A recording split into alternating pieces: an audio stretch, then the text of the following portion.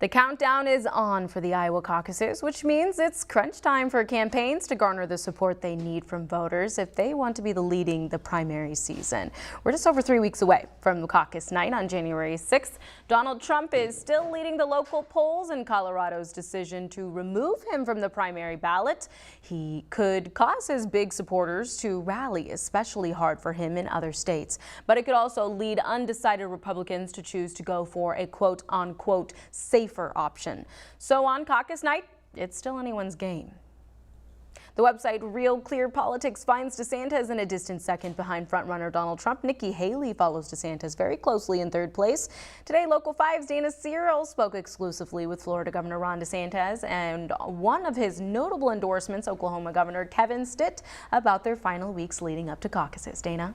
Hey Larissa, the Iowa caucuses is a must-win for the DeSantis campaign, and they are hitting the ground hard in the final weeks. Today, Governor DeSantis and Governor Stitt spoke more about their relationship and why Stitt decided to endorse DeSantis so early on. DeSantis's two major endorsements come from Governor Kim Reynolds and Oklahoma Governor Kevin Stitt. And now Stitt is joining DeSantis on the campaign trail in Iowa. Here's what we believe. You don't put your Constitution in the attic just because somebody in Washington, D.C. tells you to.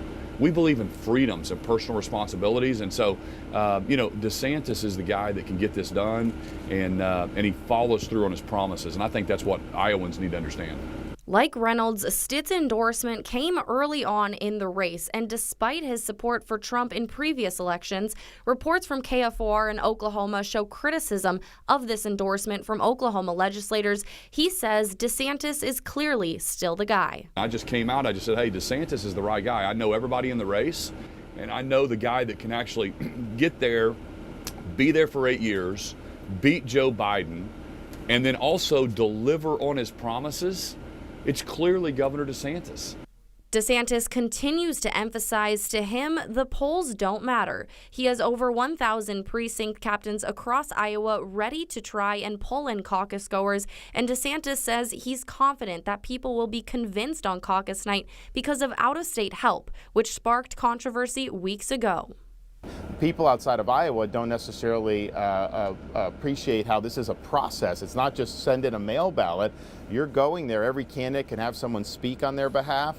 You can have people speak. I mean, we'll have people that I serve with in Florida that'll go and speak. Now, they can't vote, of course, in the caucus, but they're going to go. And how does this endorsement influence Iowans and impact the overall election? When you look at somebody like Governor Stitt in Oklahoma, he's walked the walk, not just talk the talk. Governor Reynolds here in Iowa has walked the walk, not just talk the talk, and I've done the same thing. So this is the model where we can turn the country around. Ultimately, Iowa is a key state to win, and the outcome is something the whole country is paying attention to. The whole world is watching Iowa. Oklahoma is watching Iowa. You guys here get to decide what happens. You're the very first caucus. And so, forget the polls and all the stuff that we're hearing nationally. Let's go elect the best person for the job, and that's Governor DeSantis. Now, I asked both governors if they would consider being running mates. DeSantis said it is presumptuous of him to be talking about names, but he would be partial towards governors. However, Governor Stitt said he loves being Oklahoma's governor right now, and he also loves his country, ultimately saying he wants someone who can beat Biden. Larissa? Dana, thank you.